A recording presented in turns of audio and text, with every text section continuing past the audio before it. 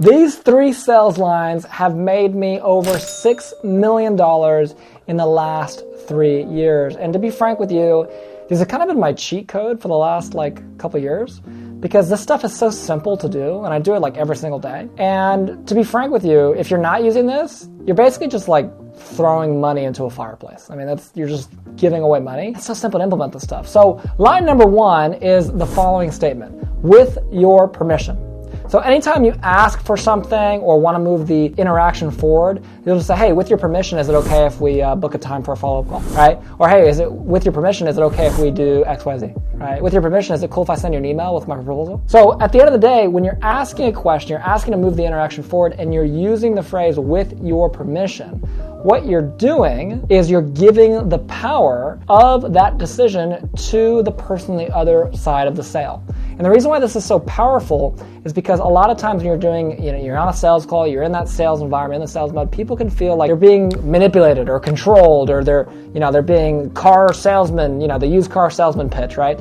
And people don't like that feeling. People like to feel like they're in control. And so with your permission is a really simple phrase you can use to give that control, give that feeling of control back to the person that you're talking to. And because of that, it's very powerful. Because here's the thing, if you've done your job right up to this question, they're going to say yes, right?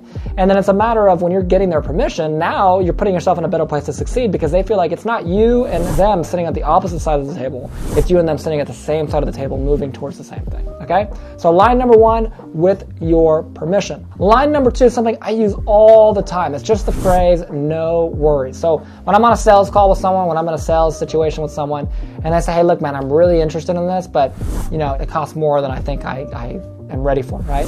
Hey, no worries, man. Not a problem at all, right? What I'm doing is I'm diffusing the situation, okay? Instead of being like, well, do you not see the value in this, right? No. I'm just saying, hey, dude, no worries, bro. I totally get it, man. This is a serious investment, and it's a serious investment because this is a serious opportunity, okay?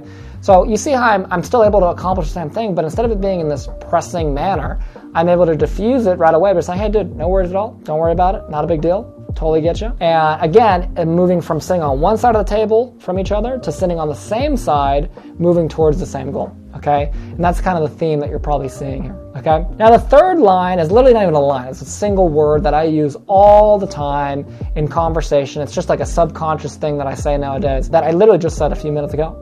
And that is the word interesting, okay? When anybody ever tells me anything, I just say, interesting, right? And the reason why I say interesting is because, is that a good thing? Is it a bad thing? Who knows, right? Interesting. Oh, I had a long day at work today. Interesting, right?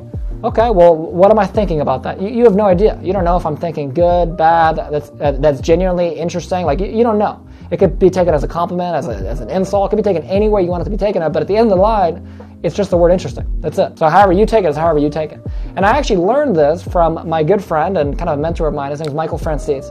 He's a former mafia member in the Colombo crime family. And he, if you don't know, was the highest paid mafia member of all time. He had a gasoline scam where he was making $10 million a week, basically scamming the government out of taxes. And he's taught me a lot of these ways of speaking and of interacting in conversations that are very mafia-esque. And this is one of them that I brought into the sales world because, a lot of times when you're in a sales situation, you're talking to someone, you're kind of hearing what they have to say, and there's a bit of a negotiation. And so I say, hey, cool, man, so what exactly are you looking to get out of this? And they'll continue on and say, oh, I'm looking to get this, this, and this. And I'll just take a deep breath. Interesting. Right? Again, I'm not accepting it. I'm not declining it. I'm just saying interesting. Because a lot of times when you say that, people, they don't know how to react to it. And so they'll say, well, but I don't need this or I don't need that. And now you see I'm negotiating without even negotiating. And I'm selling without even selling. Because now they're thinking in their mind, well, is this person, is he genuinely, does he agree with me? Does he not agree with me? And then now they're in their head thinking about that. Right? So that's one of my favorite words in the entire dictionary. It's the word interesting. Sometimes you'll get people to call you out on it. In fact, I use this in all aspects of life. I use this in my dating life. Sometimes when I'm on a date and someone, this girl tells me something, I'll say, interesting. And sometimes you'll get called out because you say interesting a lot. And then I just change it to intriguing, right? And I've got a bunch of other words that I can use. So the point is to, use these 3 lines that I shared with your permission, no worries, and interesting, to serve people. And that's the key point I want to make here is don't use this to manipulate people. Sales can be taken and used in very bad ways, but can also be taken and used in very good ways. Okay? So use these 3 lines for the right reasons, for positive reasons. and to genuinely help people. And with that being said, if you found this video valuable, subscribe to the channel, hit the notification bell, because once in a while we'll give out some free courses on these videos, but you gotta be one of the first to see it, and you gotta watch all the way through the video to see if we're doing it. So this video is not one of those videos, but subscribe so you can see one of them that is, and I will see you on the next video.